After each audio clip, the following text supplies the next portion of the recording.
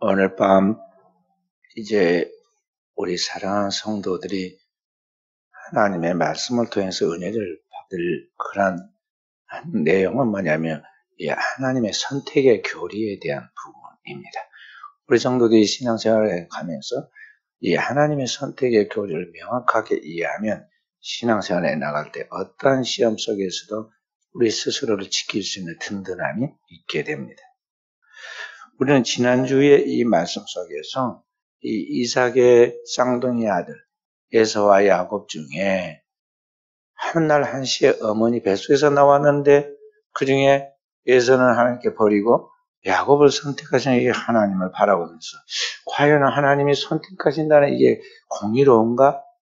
하나님의 이게 공평치 못한 불의함이 있는 것이 아닌가 하는 의문을 가질 수가 있습니다. 근데 오늘 성경은 14절에 아니다. 하나님에게는 불의가 없다. 하고 이야기를 하고 있습니다. 인간적으로 볼 때는 이게 분명히 뭔가 이상한데 하나님이 하신 이 일에 불의함이 없다는 것입니다. 왜 그러느냐?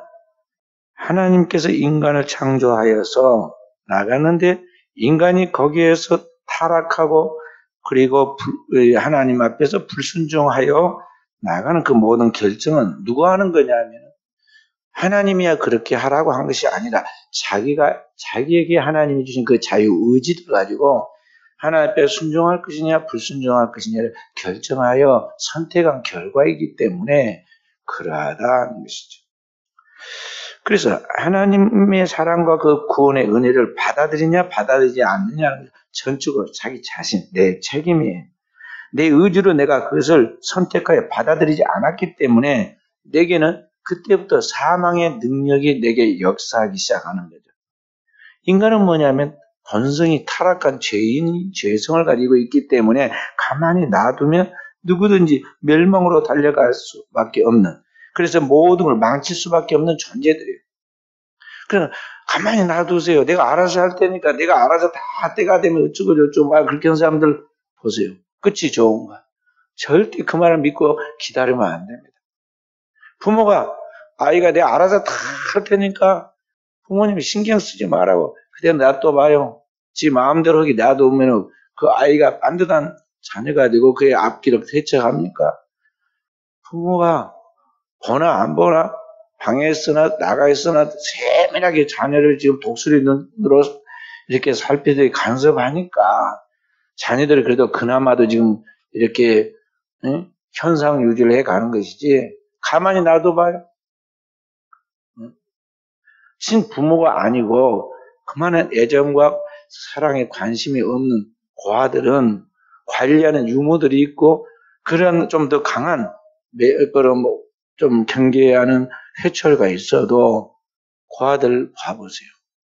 자유분방하게 그도 마음대로 그렇게 생활하니 결과가 어떻게 됩니까? 그와 같이 오늘 우리 인간도 그러하다는 것이죠. 그래서 이 인간은 가만히 놔두면은 결국은 병들고 망가져서 멸망하게 될 수밖에 없는 존재가 인간이라는 거죠. 인간은 그 안에 고장난 그런 성품, 죄성이 들어있어요. 그렇게 병들고 망가질 대로 망가진 나를 그래도 변함없이 사랑하셔서 나를 선택하고 나를 구원하신 그것이 바로 하나님의 은혜인 것입니다. 그 쓸모없는 나를 선택하여서 구원하는 이것이 뭐냐면 그게 하나님의 본성인 사랑이다 것이죠. 그런데 그 하나님이 나를 사랑하셔서 그 하나님의 귀한 사랑을 나를 사랑했는데 그 사랑을 거절하고 나가는 그것이 뭐냐면 그게 불의함이에요. 그러니까 불의함이 하나님께서 불의하시냐? 아니다. 내가 불의하다는 거예요. 나를 하나님 앞에서 바르게 세우려고 없이 기다리고 돌이키도록 역사하니까 하나님의 사랑을 끊임없이 내가 불평하고 원망하고 불신하면서 거절하고 있는 바로 그것이 나의 이 불의함, 올바르지 못함이라는 것이죠. 그래서 우리는 자신을 볼 수 있는 심한, 그리고 자신을 볼 수 있는 내적인 통찰력이 있어야 하고, 기도할 때 깊이 기도하면서 자기 자신의 이 제약된 초라한 본성과 나의 모든 것들 그대로 그냥 직시해서 부끄럽지만은 그걸 볼 수 있어야 돼요. 이 무력한 나를 볼 수 있어야 돼. 근데 우리는 자꾸 눈 뜨고 이리저리 둘러보면서 내가 걸어 다니고 머리를 조금 뭐 아는 것 같고 그리고 사람들 가운데 사람같이 다니면서 말도 하고 움직이고 대우도 받으니까 내가 사람인 줄 알아요. 근데 하나님 앞에서 나를 보라 이 말이에요. 보면 그에게 다니엘 선지자 같은 이런 분들 또 예수야 선지자 같은 분들이 하나님의 임재 앞에 자신을 딱 발견하는 장면들이 나오는데요. 갑자기 온몸에 땅에 엎드려지면서 썩은 지푸라기처럼 되고 말아요. 부들부들 떨면서 완전히 가라앉아가지고 썩어서 지금 땅에 쳐져버리고 말 지푸라기처럼 되는 거예요. 그 하나님께서 오셔서 그에게 두려움 말아라. 강건하라. 하나님께 말씀하니까 그 내면에서부터 영혼의 힘이 생기면서 그의 육체도 강건해지고 그래서 일어나서 하나님께 이제 이렇게 대화를 하는 장면들이 나옵니다. 그렇게 오늘 우리는 하나님의 눈으로 하나님의 그런 시선으로 우리 자신을 볼 수 있는 영안이 열려야 한다는 것이죠.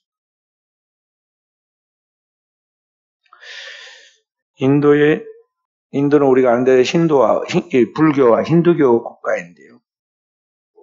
이 인도에 어느 강도들이 모이는 집단에 산 사람, 나마드라는 사람이 있었어. 이 사람이 어느 날 남의 집을 털어서 그곳에 있는 물건들을 훔쳐가려고 이렇게 훔치다 보니까요. 조그만 이 검은색 책이 있었어요. 그래서 열어보니까요. 종이가 얇고, 종이가 딱 크기가 어디에 썩이에 딱 맞았어요. 그래서 그 책을 집어가지고 자기 집으로 가져왔습니다.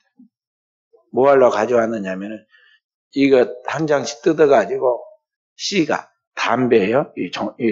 담배를 말아가지고, 하나기가 딱 크기가 맞고, 얇아가지고 딱 좋았어요. 그래서 날마다 이 한 장씩 찢어가지고, 그 담배 씨가를 말아가지고 피웠는데, 거기에 보니까 자기 나라의 이 말로 조그맣게 글씨가 써져 있는데, 글이 써져 있는데 아주 예쁘게도 써져 있으니까 그 호기심으로 그걸 읽기 시작했습니다. 그래서 담배를 피우기 전에, 말기 전에 한번 먼저 읽어보고 다 읽고는 다음에는 거기다가 이제 담배잎을 거기다 얹어가지고 말아서 이제 담배를 맛있게 피운 거예요. 그래서 매일 그렇게 했는데 어느 날 저녁도 그 담배를 피우기 위해서 그 종이를 딱 찢어가지고 이제 다 읽었습니다. 읽고 나서 이제 담배를 피우려고 거기다가 시가를 딱 올리려고 하는데 갑자기 자기도 모르게 그 앞에서 탁 꼬꾸라지고 무릎을 꿇고 그 성경에 나와 있는 예수님 앞에 자기 죄를 용서해달라고 자기도 모르게 간구하고 있습니다. 그러니까 이 사람이 지금 집에 가져가서 그 지금 보안 것이 까만 그 책이 뭐냐면 성경이거든. 그 나라의 말로 기록되어 있는 성경이었는데 그 사람은 성전 처음 봤던 것이죠. 그래서 그걸 계속 담배를 피우고 그걸로 말아서 습관적으로 그렇게 하다가 피우기 전에 한 번씩 읽었던 그 성경이 하나님은 말씀은 살았고 운동력이 있어. 그러잖아요. 하나님은 살아있는 그 말씀이 그 속에서 역사를 일으키는 거예요. 그래서 무릎을 꿇고 예수께서 자신을 용서하시고 구원해 줄 기도하고 하나님 앞에서 회개했으니까 회개에 합당한 열매를 맺어야겠다. 그래서 그 유명한 강도가 스스로 자기 발로 걸어서 자수를 했어요. 그리고 평생을 예수를 믿고 따르는 제자가 되기로 하고 그렇게 이제 나아갑니다. 그런 죄가 있으니까 자기가 다 자수해서 고백했으니까요. 교도소에 갇히게 되었고 교도소에 들어가 있는 동안에 그런 복역하는 동안에 거기에서 많은 사람들에게 자기가 만난 예수 그리스도를 증거해서 사람들 예수 그리스도께로 인도했어요. 우리가 잘 아는 대로 이 인도는 이 동양의 신비가 가득 찬 이란 나라입니다. 그래서 다양한 그들의 종교적인 그런 방식대로 온갖 경건의 노력을 다 하려고 보면 그러죠. 그래서 뭐 이 인도를 비롯해서 이 주변에 있는 이 동양에 있는 나라들을 보면요, 수도자들, 그러니까 수도자들 또는 구도자들이라 부르는 그 사람들이 완전히 빨가벗고 그냥 수행하고 다닙니다. 그리고 머리를 이렇게, 그 수도자들은, 그런 사람들은 머리를 갖다가 이렇게 가위를 깎는 게 아니라 이거 뽑아냅니다. 이렇게. 머리를 뽑아내. 잘하면 뽑아내고 잘하면 뽑아내고. 그리고 농사지어서 밥을 먹는 것이 아니라 이제 그렇게 수행자들이 지나가면 이 동네 사람들이 그에게 이제 오늘 우리로 말하면은 이게 시주를 절에가 중단데 시주를 해주는 거예요. 아주 정성을 다해가지고 다 차려서 마치 살아있는 부처에게 공을 들이듯이 그렇게 해줘요. 그렇게 자기들에게 복유한다고 생각을 하는 거예요. 그런데 이렇게 일생 동안 의도적으로 범죄의 길을 살아가던 이 남아들 같은 사람을 하나님께서 성경을 얻게 하고 도둑질하다가 성경을 하나 얻게 하고 그 성경의 말씀을 통해서 그를 예수를 믿게 한 것은 뭐냐? 하나님의 선택하심이었는데 하나님이 어떻게 그런 사람을 선택해서 하나님의 자녀를 삼으셨느냐 하는 것입니다. 왜 그랬을까? 그가 죄가 없는 사람이냐? 그러나 그가 다른 사람보다 바르게 살려고 원래부터 노력했던 의로운 사람이기 때문이냐? 아니잖아요.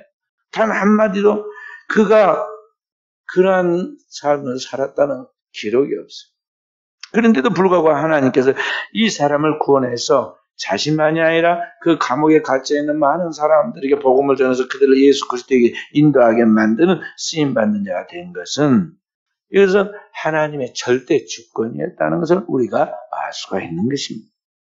그러니까 인간의 구원은 인간의 행위로 말미암아 되는 것이 아니라 하나님의 주권적 선택으로 말미암아 구원을 받는 것이다 하는 것을 오늘 우리 성도들이 알아야겠어요.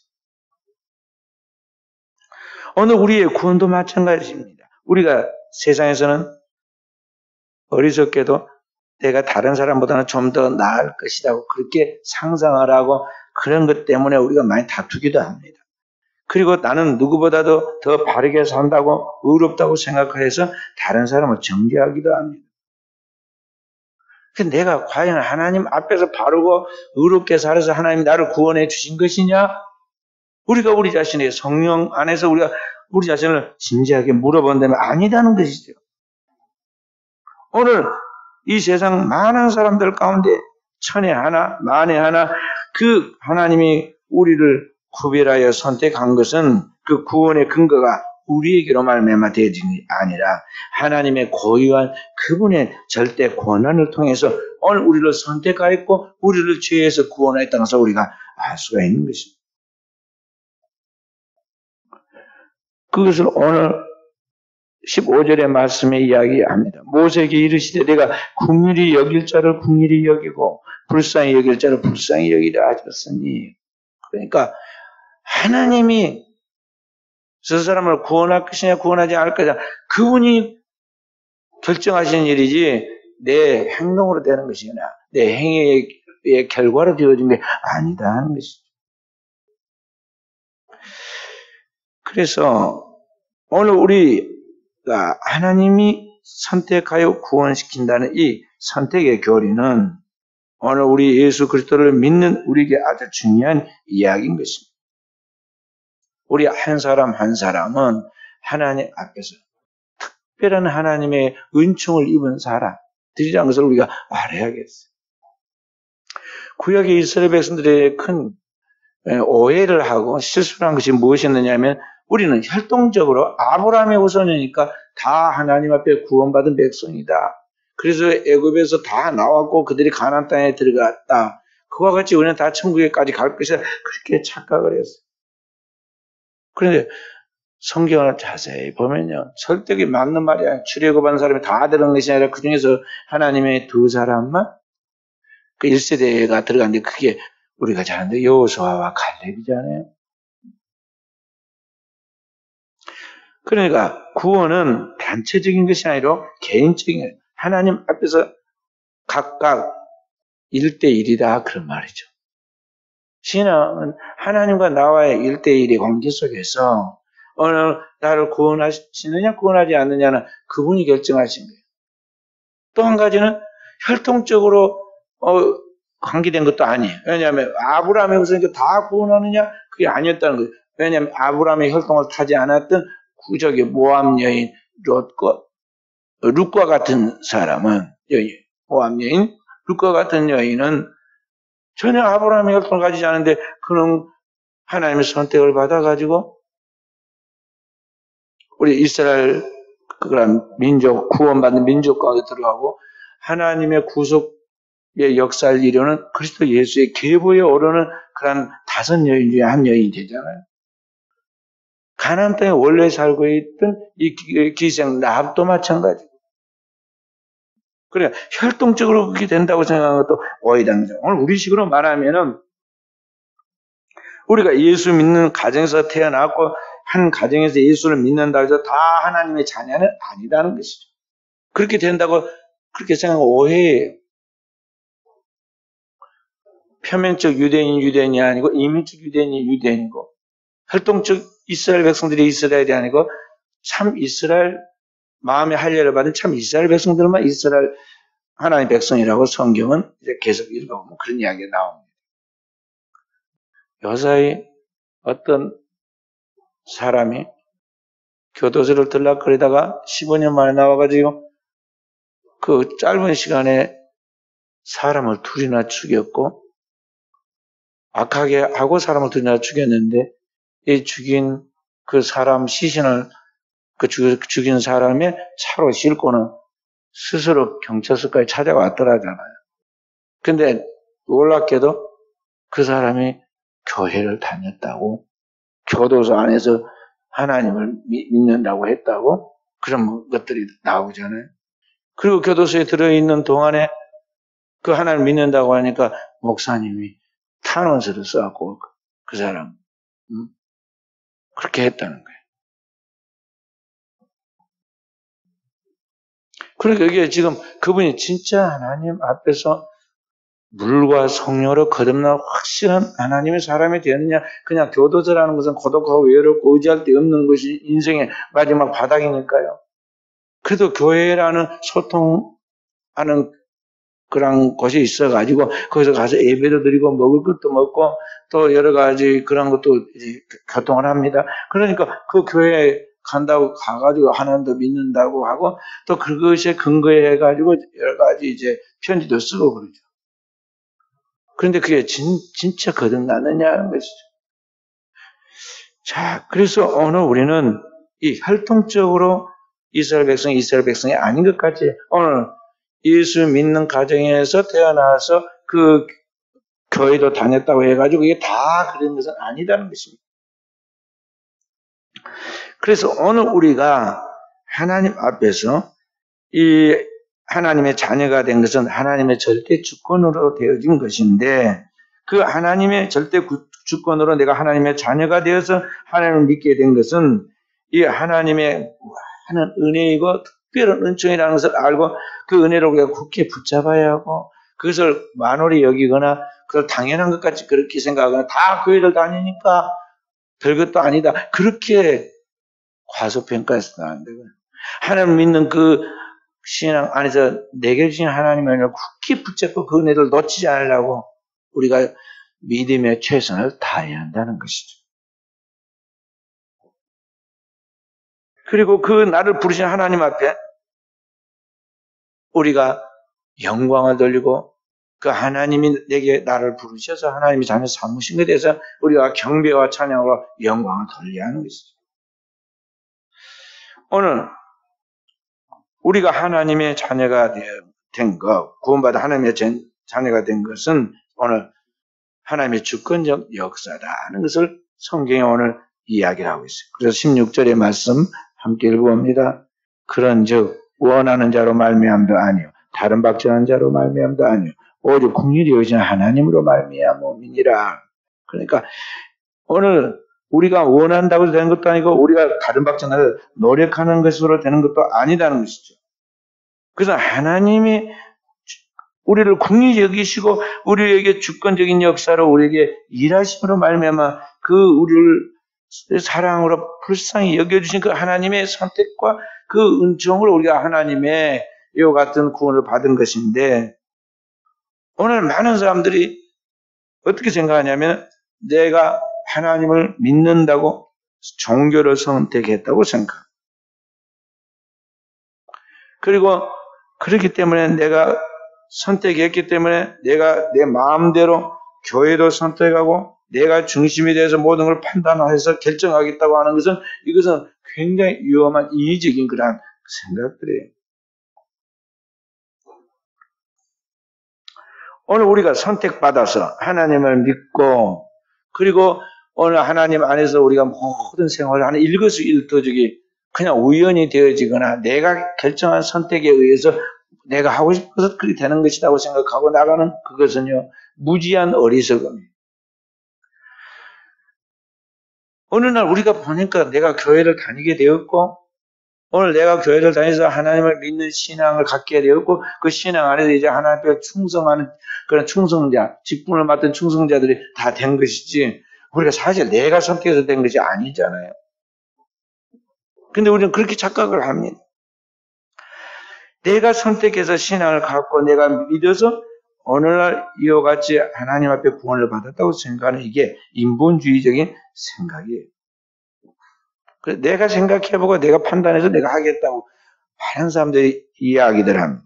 그러나 내가, 인간이 하나님을 선택하거나 인간이 내가 하나님의 섭리를 주도해가지고 내가 원하는 대로 내 방식대로 나가게 한 것이 절대 아니에요. 하나님께서 나를 선택하시고 긍휼히 여겨서 불쌍히 여겨서 선택해 주시고, 그 하나님께서 나의 삶의 모든 것을 그분 뜻대로 이끌어 가시고 있다는 것을 오늘 우리가 겸손하게 인정하게 된다면, 그때부터 오늘 우리의 신앙은요, 하나님 앞에서 참으로 모든 것이 다 하나님의 은혜인 줄 알고 감사하게 되고 그 앞에 복종하게 되는 것입니다. 그렇기 때문에 오늘 우리가 구원받아 하나님의 자녀가 된 것은 오늘 우리의 선택이 아니라, 나의 신앙적 노력 때문이 아니라, 오늘 하나님께서 주신 그 큰 은혜인데, 오늘 우리는 늘 이게 내가 그렇게 모든 것을 생각하고 결정해서 잘했다고 그렇게 생각하면서 나아가는 그런 위험과 항상 마주치게 돼요. 그래서 자기 자신의 이런 신앙의 자만 아닐 또는 교만에 빠질 이것이 항상 우리 안에 있기 때문에, 그런 시험이 있기 때문에 우리는 기도하면서 또 성경을 읽으면서 그걸 경계해야 돼요. 왜냐하면 그런 것들이 어떤 터치가 딱 오면, 그런 생각을 갖고 있다가 터치 오면요, 자존심이 막 상하게 되고, 그래서 신앙은 영적인 것인데요, 이 감정의 곡선에 의해서 신앙이 와르르 무너져 버려요.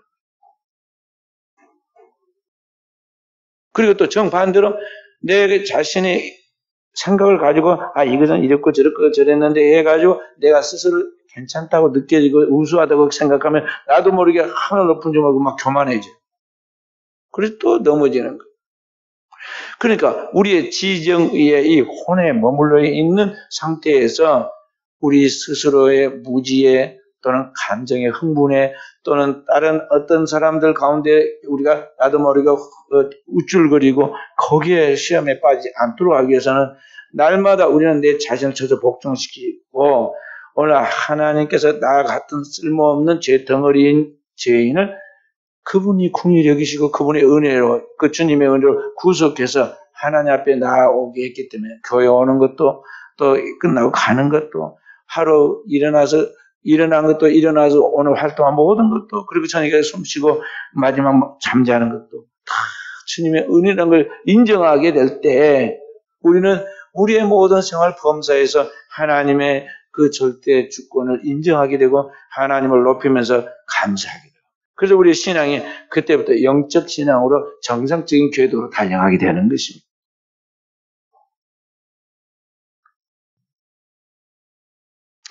인간이 타 종교, 아까 그 인도 같은 나라의 불교, 힌두교 같은, 요새 말썽을 부리고 있는 아프간과 그 중동 지역에 있는 나라들처럼 이 회교, 이슬람교 같은 나라들, 그리고 이 구교인, 이 카톨릭, 천주교 같은 종교들 다 무슨 함정에 빠지고 있냐면 인간의 구원이 자신의 종교적인 노력에 근거하고 있는 것 같이 생각하고 자신을 통해서 선한 공덕을 많이 쌓았다는 것을 나타내고 그걸 의존하려고 하는 그런 습성들이 있어요.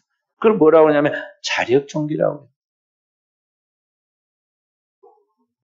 그런데 문제는 이렇게 인간이 자신의 신앙적 경공과 의를 가지고 구원받을 수 있다고 신앙생활을 갖고 자꾸 그렇게 나가다 보면 인간이 점점 뭐냐면 사람들이 볼 때만 바르게 한 것 같이 하고 뒤돌아서서 보면은 자신이 봐도 한심하게 이를 데 없는 그런 모습으로 나가게 되는 그런 이중적인 딜레마에 빠지게 되는데 이것을 성경은 뭐라고 하냐 외식하는 신앙이라고 그런 함정에 빠질 수가 있다는 거죠. 주님이 가장 경계하는 거예요. 그래서 마태복음 23장에 보면 주님께서 이 유대인들에게 외식하는 서기관과 바리새인들이여 화 있을진저 7번을 경계를 시켜요. 화 있을진저 외식하는 서기관과 바리새인들이여 너희는 선자들의 무덤을 쌓고 의인들의 비석을 꾸미면 너희들도 그렇게 자꾸 하려고 하는데 그렇게 이중적인 외식하는 신앙으로 계속 나가면 끝이 멸망이라는 거죠.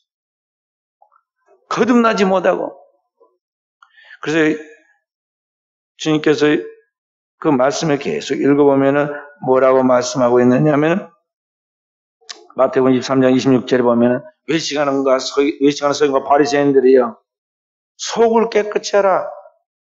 그러면 겉도 깨끗하리라. 그러니까 제발 그 외모를 단정하여 사람들에게 옳게 보이고 대단한 것 같이 그렇게 인정받으려고 하는 그런 것이 몰두하고 그게 의식하지 말고 진짜 본질적인 내 내면의 문제, 내 영혼의 문제, 내 속사람을 깨끗이 하라는 거죠. 물과 성령으로 거듭나서 완전히 새롭게 하라는 거예요. 그러니까 그 당대의 유대인 중에 최고의 경지에 올라 있고 수준 높아서 모든 사람이 다 존경했던 니고데모에게 주님께서 딱 보시면서 그러잖아요. 네가 거듭나야 하겠다. 아무도 그렇게 생각한 사람도 없고 말한 사람도 없는 자기도 그렇게 생각 안 했는데 하나님이신 예수님께서 불꽃 같은 눈으로 그를 살피고 아직도 거듭나지 못한 니고데모를 보고 내가 거듭나야겠다는 거 얼마나 깜짝 놀랐고 충격받았겠어요. 그리고 막 횡설수설합니다. 라비요. 그러면 내가 늙었는데 어떻게 우리 어머니 뱃속에 들어갔다 나올 수 있사옵나이까? 내가 유대인의 선생으로서 거듭나야 한단 말 그렇게 모르느냐? 내가 말한 것은 영이다. 바람이 어디서 와서 어디로 가는 건지 알지 못해서 성령으로 난 사람 다 그와 같은 네가 물과 성령으로 거듭나야 한다. 네, 아직 그런 체험도 없고 그런 단계를 거쳐서 영적 성장을 이루지 못했다. 겉만 지금 단장하고 영적인 감각이 조금 생기려고 하고 있는데 아직 근본적 변화가 안 왔다는 거죠. 그 앞에서 그래서 니고데모 그날 밤에 꼬꾸라진 거예요. 그리고 예수 그리스도의 복음을 듣고 그날 회개하고 주님을 영접하고 숨은 제자가 되었어요. 그러니까 출애굽은 60만 중에 2명, 예수님 당대의 그 니고데모나 백부장 고넬료나 또는 그 하인 중풍 걸린 하인을 고친 로마 백부장 이야기나 이런 사람들 이방인들이에요. 그런 사람들까지도 하나님께서 다 불꽃까지 살펴가지고 그 소수의 사람들을 구원시키잖아요. 그리고 주님이 선택한 12제자는 친히 말씀으로 훈련시키고 철저히 무장시켜서 나중에 마가의 다락방에 성령을 받게 함으로 말씀과 성령으로 거듭나게 만들어주죠. 그렇게 해서 진정한 제자가 나오고 사도 같은 진정한 제자들이 오늘날 이 땅의 복음의 기초가 된 것이지 그냥 되는 대로 교회만 다니고 폼만 잡고 신앙생활이 흉내만 낸다고 해서 다 구원을 받고 다 천국에 갈 것 같으면 무엇이 걱정이겠어요? 구원은 하나님의 은총이 따라야 하는데, 그치? 아까 하나님의 절대 주권에 속한 하나님의 궁일이 여기심이 있어야 하는데, 오늘 우리가 그렇게 내 행위가 아니라 어느 날 보니까 내가 예수를 믿게 되었고, 어느 날 예수 그리스도의 그런 자녀로서 주님을 확실히 믿고 따르는 그런 종들이 되었고 그 복음의 말씀을 따라 믿음으로 사는 그런 능력을 소유한 하나님의 백성으로 그 길을 걸어가게 되었으니까 그 소망을 가지고 길을 걸어가게 돼서 그게 하나님의 무한한 은혜라는 거죠. 그리고 오늘 우리는 거기에 머무르지 않고 영적인 계속적 성장을 통해서 주님이 요구하시는 그리스도의 형상, 더 나아가 그리스도의 장성한 분량, 그러니까 예수 그리스도에게까지 잘한다는 거죠. 그렇게 해서 주님이 이 땅에 수천 수만의 영혼들을 구원해서 열매를 맺은 같이 오늘의 이 시대에 우리가 하나님의 미리 되어서 영혼을 구원하고 살리는 그런 일꾼들로 서가도록 오늘 우리는 하나님 앞에 거룩한 꿈을 가지고 우리의 신앙의 경주를 경주해야 하는 것입니다. 그런 차원에서 성도는요, 거룩한 경주를 경주해야 돼요. 다시 말해서 세상 사람들과 같은 시기심으로 그런 것이 아니라 하나님 앞에서 누가 잘 믿느냐, 누가 더 하나님 앞에서 막 최선을 다하느냐, 누가 더 하나님의 은혜를 많이 받는가를 바라보면서 배우고 본받고 또 그렇게 하면서 나도 더 뒤처지지 않게 해서 내게 주신 하나님의 은혜를 붙들고 달려가면서 서로 견눈질해가면서 달려가서 이 하나님의 거룩한 그 뜻을 하나님의 그 마지막 그 경주의 목표를 향하여 달려가는 사람들이 돼야 한다는 것이죠.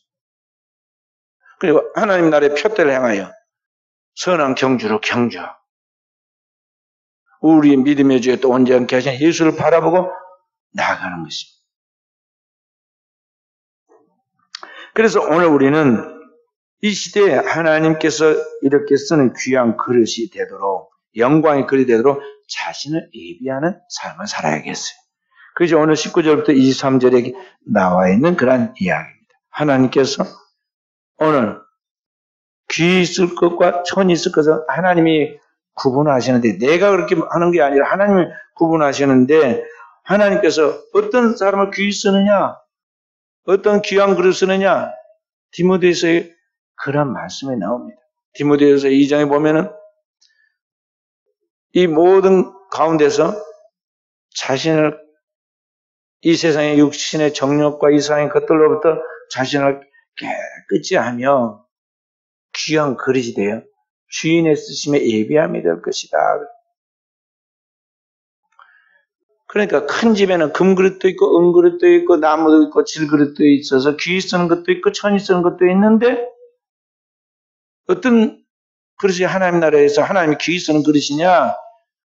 이 세상 속에서 불의 가운데 자기를 지키고 오늘 이 세대를 본받지 않고 이 죄악된 것에 거의 빠지지 않고 그런 것들로부터 구별하고 자신을 하나님의 말씀 속에서 하나님의 성령 안에서 날마다 자신을 찾아 복종시켜서 자신을 구별되어 거룩하게 그렇게 자신을 준비하는 그 사람을 하나님이 귀 쓰는 그릇으로 하나님께서 그를 예비하신다는 것입니다. 한번 찾아서 읽어보십시다. 디모데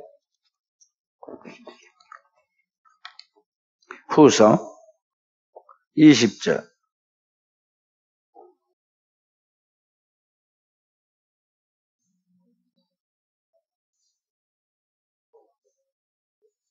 (20절) 21절까지 함께 읽습니다. 큰 집에는 금그릇과 은그릇뿐 아니라 나무 그릇과 질그릇도 있어 귀하게 쓰는 것도 있고 천하게 쓰는 것도 있나니 그러므로 누구든지 이런 것에서 자기를 깨끗하게 하며 귀히 쓰는 그릇이 되어 거룩하고 주인의 쓰심에 합당하며 모든 선한 일에 준비함이 되리라. 못 찾았어요?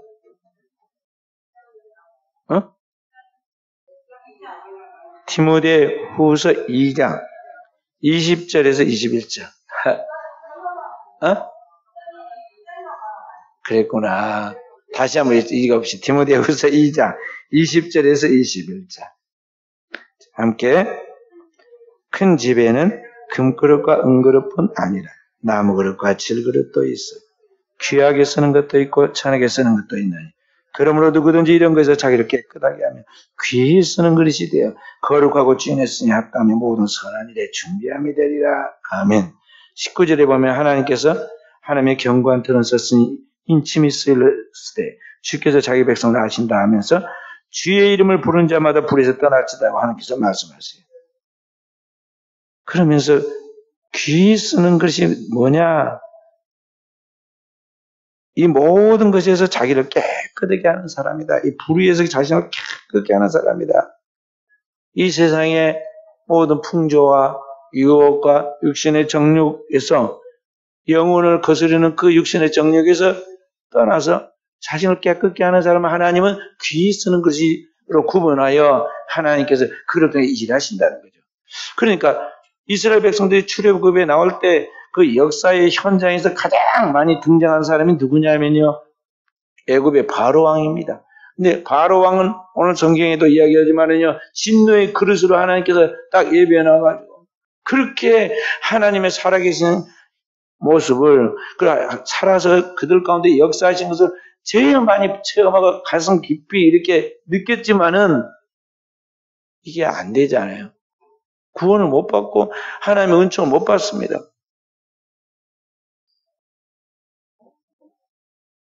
주님 앞에 쓰임 받을 수 있는 그릇을 준비된 삶을 살아내 그게 안 됐기 때문에 보고도 못 깨달고 보고도 회개가 안 되는 거예요. 반면에 그 앞에 나와서 철한 목동의 옷을 입고 지팡이를 들고 와서 언제 저게 사람이 이제 과거에 있었던 그 사람이었던 이 모세라는 사람은 와가지고 그 앞에 말 한마디 한마디 하는데 그냥 그것은 그의 말로 끝나지 않고 그 하늘에서부터 그 세계의 말씀을 하나님의 계시의 말씀이었고 선포된 말씀은 하늘에서 선포된 말씀을 끝나지 않고 그 삶의 현장 속에서 구원과 심판을 일으키는 능력이 되어서 역사하잖아요.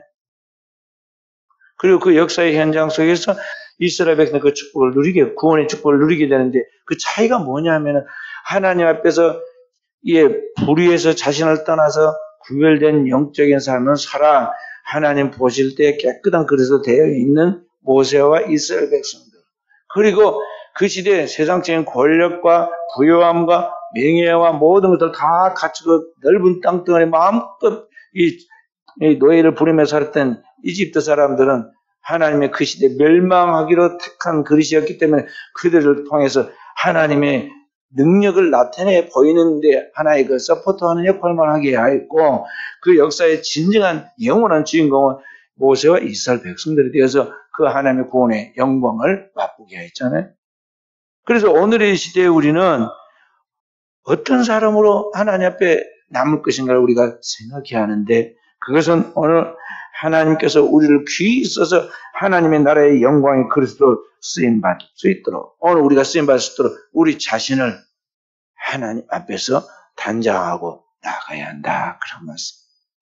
이것이 오늘 하나님을 믿는 성도들, 이 종말의 시대에 깨어있는 성도들의 거룩한 삶의 그러한 자세인 것입니다. 한 행렬병자가 있었는데 길에 쓰러져 있어서 그를 병원에 입원시켜 놓고 그가 뭐 연고가 있는 사람이 있는가 하고 찾아가고 데리고 왔는데 그 연락을 받고 찾아온 사람이 중년의 여인이었어요. 그 여인이 누구냐면 20년 전에 이 사람이 남자의 아내였던 사람이에요. 노인처럼 보이는 이 행렬병자인 그 남자가 과거에 젊었을 때 부인을 사랑해서 그 여인을 끈질게 쫓아다녀서 결혼을 했어요. 그런데 그 부인이 그 결혼한 부인이 둘째를 임신했는데 아이를 임신했는데 둘째를 임신하자 나가서 다른 여자를 만나가지고 거기에 깊이 빠져서 집을 나가버렸어요. 그리고는 그로부터 20년 동안 어디에서 무엇을 하고 사는지 몰랐어요. 그런데 어느 날 갑자기 병원에서 행렬병자가 된 그 남자의 연고가 되느냐고 연락이 와가지고 그게 찾아와서 그 중환자실에서 이 두 사람이 만났는데 서로 과거에 부부였던 사람이었죠. 20년 만에 만났습니다. 팬이 다 된 그 남자 그리고 그를 바라보는 여인 두 사람이 어찌했을까요? 오장로님 같으면 어땠을까요?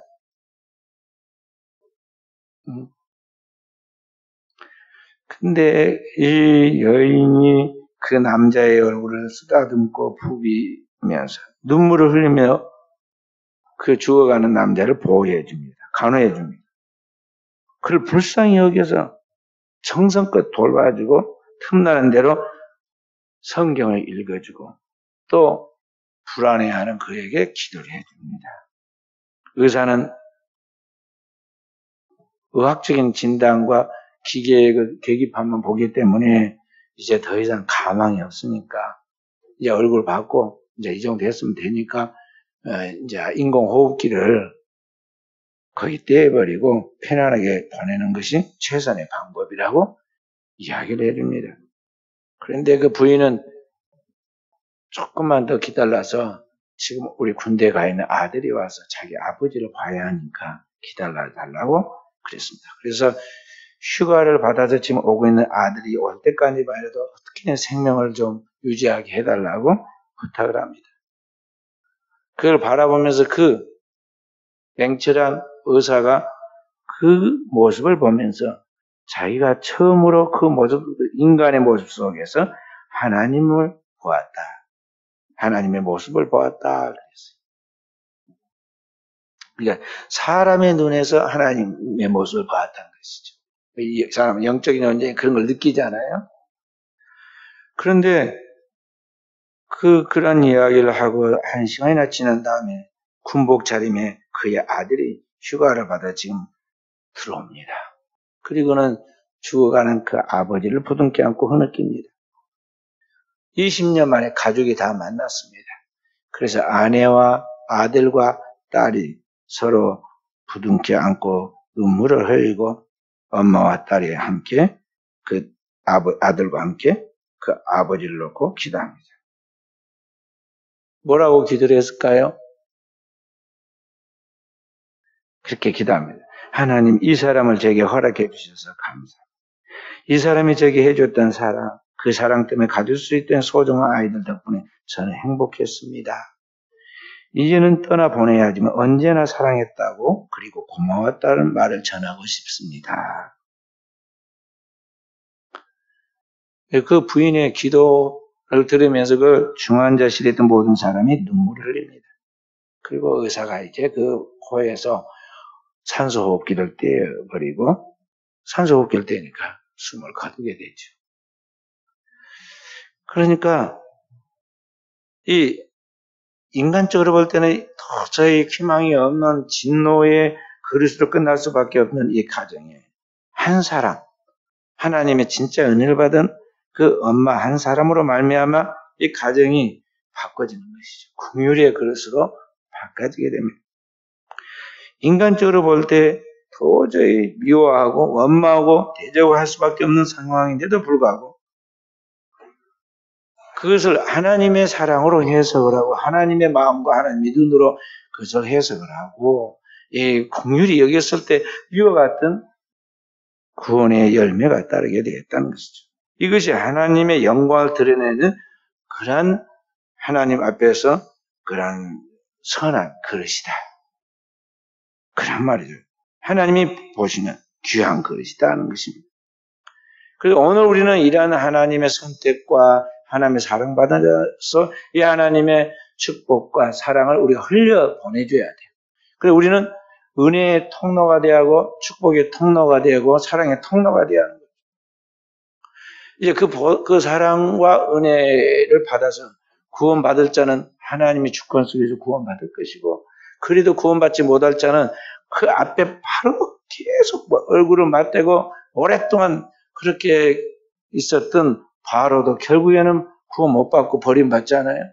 그러듯이 버림받을 자는 버림받을 것이고 구원받을 자는 구원받는데 그것은 하나님의 주권에 속한 것이니까.